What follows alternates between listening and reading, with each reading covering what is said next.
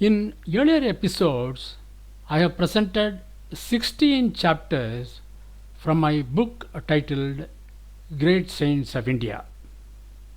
This is the 17th chapter of the book dealing with Goswamy Tulsidas. Chapter 17, Goswamy Tulsidas. Goswamy Tulsidas, generally known as Tulsidas, is considered to be one of the greatest of the Hindu saints of India. He was a great poet saint, a reformer, and philosopher, and composed various popular books. He is considered to be one of the most famous representatives of the Bhakti school of Hinduism. Tulsidas was born in a place called Rajpur in North India in the year 1532. His father's name was Atmaram Shukla Dubey and his mother's name was Hulsi. It is said that he was born with all the 32 teeth intact and that he did not cry at the time of his birth but instead uttered the name of Lord Rama. He was therefore named Ram Bola, literally, he who uttered the name of Rama. He was also named as Tulsi Ram. As was the custom, he lived for a time as a householder and assumed the normal duties of raising and supporting a family. He was married to a woman by the name of Buddhimati. She bore him a son by the name of Tarak. Tulsidas was passionately attached to his wife. He could not bear even a day's separation from her.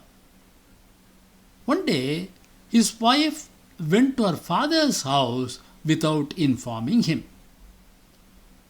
Tulsidas stealthily went to see her at night at his father-in-law's house. This produced a sense of shame in Buddhimati. She rebuked Tulsidas and said that instead of having this type of attachment to her, he should develop a devotion to Lord Rama, which would give him spiritual enhancement. Her words pierced the heart of Tulsidas like an arrow. He did not stay there even for a moment. He abandoned home, became an ascetic, and left for the holy city of Prayag. He lived in Chitrakoot and Ayodhya for some time and then migrated to Benares. He commenced writing his famous work Ramcharitamanas in Ayodhya but came back to Benares. One day, a criminal came to his house and asked for alms. The criminal said, "For the love of Rama, give me alms. I am a murderer." Hearing the name of Lord Rama, Tulsidas was delighted. He took the criminal inside his house and gave him food. This behavior of Tulsidas infuriated the orthodox Brahmins of Benares. They demanded an explanation. Tulsidas told them that the name Rama had absolved the person concerned of all his crimes. They said, "How can the sin of a murderer be absolved? How could you eat with him? If the sacred bull of Shiva, that is Nandi, would eat from the hands of the murderer, then only we would accept that he had been purified." A day was selected for this ritual, and to the amazement of the people, the Nandi image actually ate from the murderer's hands. This event increased Tulsidas' popularity even more and enraged the already defeated people afresh, triggering off more attacks and assaults. The troubled Tulsidas then prayed to Lord Hanuman for help. Hanuman appeared to him in a dream and asked him to appeal to Lord Rama. At that time, Tulsidas composed another of his great work called Vinaya Patrika. It is a petition in the court of King Rama. Ganesha, Surya, Ganga, Yamuna and others are propitiated first, just as the courtiers would be approached first. Then followed the wonderful poetry soaked in devotion. Tulsidas spent 14 years in visiting the various sacred places of pilgrimage. Though he made several pilgrimages throughout the country, his permanent residence was in Benares. Here he settled down and started an ashram where he taught and composed his literary works. On one occasion, Tulsidas went to Vrindavan. He visited a temple. He saw the image of Lord Krishna. He said, "How shall I describe thy beauty, O Lord? But I will bow my head only when you take up bow and arrow in your hands." The Lord revealed himself before Tulsidas in the form of Lord Rama with bow and arrows. Similarly, Tulsidas' blessings brought the dead husband of a poor woman back to life. The Mughal emperor at Delhi came to know of these great miracles done by Tulsidas.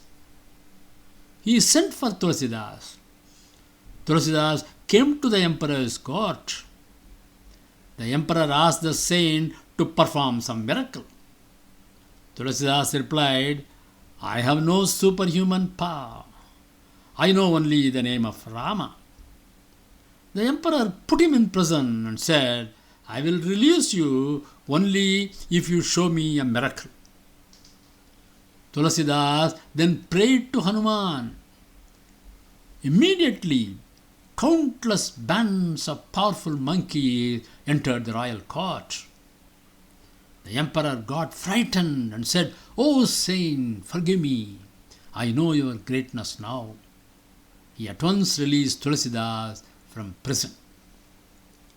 Once, some thieves came to Tulsidas' ashram to take away his goods. They saw a blue-complexioned god with bow and arrow in his hands, keeping watch at the gate. Wherever they moved, the god followed them. They were frightened. In the morning, they asked Tulsidas, "O venerable saint, we saw a young god with bow and arrow in his hands at the gate of your residence. Who was this man?" Tulsidas remained silent and wept. He came to know that Lord Rama himself had been taking the trouble to protect his goods. He at once distributed all his wealth among the poor. The literary works of Tulsidas were most impressive. He was a Sanskrit scholar, but he is known for his works in Awadhi, a dialect of Hindi. He is particularly known for his Tulsikrita Ramayan, also well known as Ramcharitamanas. This Ramayana is read and worshipped with great reverence in every Hindu home in North India. It is an inspiring book. It contains sweet couplets in beautiful rhyme. It is considered that he is an incarnation of sage Valmiki, born again to explain Ramayana in the popular language for the benefit of the masses. He is also well known for his Hanuman Chalisa. In all, he composed 22 major literary works in his lifetime. Among them are the following: Ramcharitamanas, composed 1574 to 1576. Literally, the holy lake of acts of Rama is the Avadi rendering of the Ramayana narrative. Number 2, Dohavali, composed in 1581, literally collection of dohas, is a work consisting of 573 miscellaneous doha and sorta verses, mainly in Braja, with some verses in Avadhi. Number 3, Kavitavali or Kavita Ramayan, composed in 1608 to 1614, literally collection of kavitas, is a Braja rendering of the Ramayana, composed entirely in meters of the Kavita family: Kavita, Savaya, Ganakshari and Chapaya.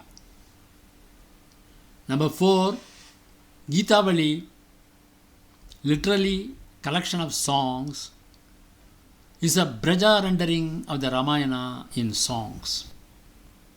Number 5, Krishna Geetavali or Krishnavalli, composed in 1607, literally a collection of songs to Krishna, is a collection of 61 songs in honor of Krishna in Braja. Number 6, Vinaya Patrika, literally petition of humility, is a Braja work consisting of 279 stanzas or hymns. Towards the end of his life, Tulsidas suffered from very painful boils that affected his arms. At this time, he wrote the Hanuman Bahuk, which begins with a verse in praise of Hanuman's strength, glory and virtue, and is followed by a prayer to relieve him of his unbearable arm pain. The disease was cured. Tulsidas passed away in 1623 at Asi Ghat in Benares. I have also published an audio book on the subject. The links for the book are titled Great Science of India and the audio book are given in the description part of this presentation.